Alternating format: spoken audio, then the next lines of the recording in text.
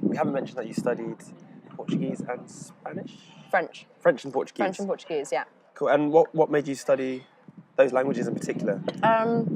So at school, back to school, I had a French teacher called Miss Finch. Was she around? Did you have her? You had Madame Mayer. Madam Mayer. No, so I had Miss Finch, who was a legend. Like she was a bit of a Miss Aspinall. Like she went out of her way, above and beyond, to make sure people were like. She was just brilliant. Yeah. And I got on really well with her. And I started doing French A-level, thinking, like, I'm going to drop this at the end of AS. I nearly dropped it halfway through AS because it was so hard. And she just really pushed me and was like, "You're good at languages. You should go for it." Blah blah blah blah. And I ended up really enjoying it. And then I finished school, and I didn't go to uni straight away. I took a year out, and I started working full time in Oxford.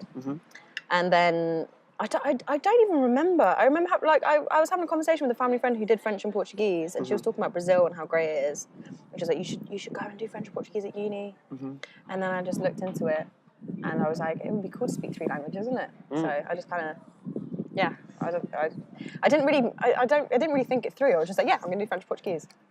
And I'm really glad I did. If I'm correct, like the languages courses at Bristol are not just language; they kind of indulge in culture a little bit, and hence Massively. why you told me earlier that you did like placement years essentially, but you didn't just go to France and Portugal. Nah. You went to like French and Portuguese speaking places, colonies essentially. Yeah, you're right in terms of like how it was taught. It wasn't like I'm so glad I did that course where I did it, because it was so interesting. I was learning about history and politics and art and literature, but also like in another language. And I was learning all about I did a module on Francophone African literature. So I was learning about like Senegalese writers from like the 60s and 70s. In French, and learning about the history of like Senegal and the French, like when it was a French colony and all of this and the other, and the uprisings, and like it's just like so interesting to be able to learn about, like, when else are you gonna talk about that stuff? Yeah, that's super interesting. And then I had a year abroad, and I decided to go to I'm going to say it in English, Réunion Island, which is an island off the coast of Madagascar. Yeah. And then I went to Rio in Brazil. And both were incredibly interesting and very different experiences. Very, very different, yeah. In a similar way to coming to Bristol kind of made you, I guess, reevaluate your identity. 100%, yeah. I'm guessing going to these different countries, again, probably made you kind of reassess your identity and really recognise who you are and what makes you, I guess, British. Recognise my privilege as well, massively. Yeah. Recognise my privilege not only in being able to travel, and being able to go and live abroad for a while, because like not a lot of people have that opportunity around the world, and from the UK as well. Like that is an incredible privilege in itself. But also in terms of like both places I went were quite poor, and I mean Rio is a huge economy, but the wealth gap is like staggering and so in your face. So like it was really interesting. Yeah. No, I mean they are. It's so hard to describe. You've got like these huge tower blocks of these expensive flats right next to the entrance to like a huge sprawling favela. It's side by side, and it's like it's not like a separation of that's the wealthy area and that's. I mean, to an extent, yes, but it is so present. And also because the favelas, they started because when slaves fled and like ran into the kind of mountains to hide from being captured, they started these kind of villages and communities, and especially in high points, so they kind of defend themselves, and also they're called quilombos, and also to stay safe away. And those grew and grew and grew because as more people went there, and eventually became what are now favelas.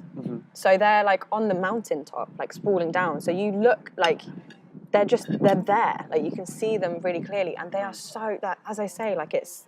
The wealth disparity is just insane. So yeah, it did definitely kind of make me feel, and also just the violence there as well. Like the fact that by the end of my time in Rio, it wasn't uncommon to hear like a gunshot. I remember there being a shootout with police. Wow. And all my friends ran to the window to go and look, and I was the only person that ran away from the window. And I was like, guys, what are you doing? Like, get away. And but kind of got used to that. And then with Reunion as well. So it was like, just really interesting. Well, what was I going to say? So you mentioned earlier that, we both mentioned earlier, that being in Oxford, it was extremely diverse, and it almost stops you from having the mindset of being, say, xenophobic or racist or whatever it may be. Do you think if you didn't have that experience of diversity growing up, that Brazil might have been more or less of a shock to the system? That's an interesting question. I don't know. Like, I think probably, because Brazil, both places that I went, incredibly diverse. Like, two of the most diverse places you could go, probably. That's not like a fact, but just exaggerate. But and I guess so. I guess so, actually. In terms of just being like ready to get involved in other cultures and open to it and all of that stuff, then I think even little things like seeing a disparity between rich and poor. I think that affected me more than it affected some. Do you know what I found really tough is in Rio, there's like, poverty tourism. No. It's like it's not called poverty tourism officially, obviously, but it's like this thing where people will go to poorer areas and they'll go and like look, like pay tour guides to go and like look at the poor areas. Like a safari. Exactly. And there's favela tours happening in Rio a lot. And I remember I met some guy who was traveling around South America or something. And I was like, so what are you doing with your time here? And I was like, I'm doing this, that, the other, and I'm going on a favela tour later. And I was just like, I don't know, that it just made me feel so uncomfortable. And a lot of people that I think go there are kind of immune to but it's just, it's the favelas, it's fun, it's and whereas for me, it was like, oh no, I felt much more affected by it, I think. I'm so uncomfortable. Like I had more of an empathy for the people in the favelas, i.e. kind of seeing them as people. And I don't want to say more empathy. Safari animals. But in terms of that, that made me feel so uncomfortable, the whole favela tour thing, because it did just feel, as you say, like a safari, like this kind of weird... kind of animalises people. And also, it's like, if you're going to go to a favela, go and spend money in the cafe and, talk to people and this thing and other. But what you're doing, is paying money to a tour guide to then take you in. You're not spending money in there. You're not helping the economy, the kind of mini economy within that favela. All you're doing is going... So it's like you're not even being helpful in terms of your tourism. That bothered me a lot. I can't remember what you asked. I guess I was asking you there if you feel being from a place like Oxford, which is diverse and has a clear gap between rich and poor, has geared you up better to experience Brazil. Yeah. No, I think you've might have a point there in terms of and also probably. You also went to Réunion Island? Réunion Island, yeah. Which is a very interesting place. It was a French colony, but it's not referred to as a colony anymore. It's now referred to as like a department of France, which is like a county. Okay. So it's like they've got a vote for they put someone in I should know these technical terms after having just done a degree in French culture. But so they have a seat in Parliament. Thank you. Yeah. Okay, yeah. Thanks very much. And they've got they use the euro, and the French flag is everywhere, and the architecture is all very French, and everything's taught in French, and all of this and the other. And what I found really weird when I was there is that the vast majority of the population, their first language is Réunionnais Creole. It's not French. They learn French because they have to when they go to school for their professional lives and when they go to school and stuff.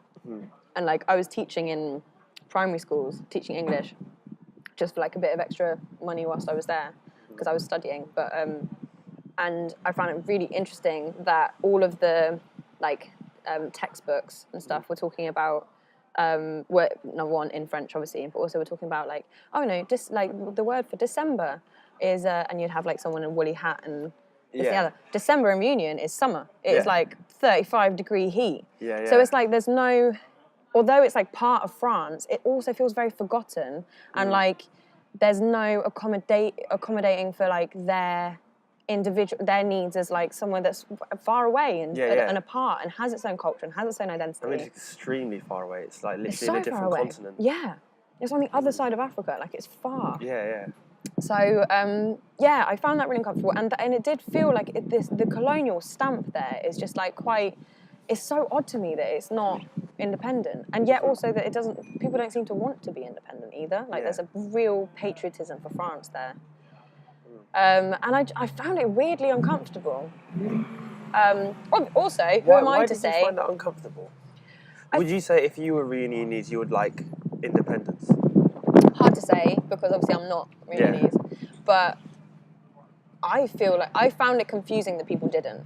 Because I felt, also, weirdly, a lot of the population voted for Marine Le Pen, who's from the National Front, which is like the kind of extreme UKIP of France. As in very extreme. Her father was a Holocaust denier. You know, like really. But surely that's quite ironic, considering that. So ironic. This place is quite diverse. Incredibly diverse. And I remember on my flight home from Réunion, I got trapped in a window seat next to a woman who was Réunionnaise, who was she started talking to me on an 8-hour flight.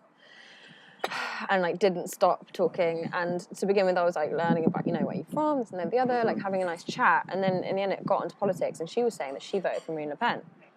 And this is a black woman from Réunion who grew up incredibly poor, and she was telling me she was still, you know, struggling that and the other, and her reasons were like, oh, but you know, there's such an immigration problem. And I'm like, but you're not even. Mad ironic. I know, and I was like, you're not even like, you don't even live on the mainland. Why are you worried about an immigration problem in France rather than? Do you think Marine Le Pen's going to care about Réunionnaise issues when the current government doesn't even really care about Réunionnaise issues? I mean, obviously, I'm an outsider. I'm a foreigner. I'm no expert. This is my personal perception. It could be completely different. If someone's Réunionnaise watching this and is like, that's not true, I'm sorry. But like, this was just my very brief experience. Okay. And but so it's just very interesting. It just felt quite, as I say, quite forgotten and quite kind of I don't know. It was a bit odd.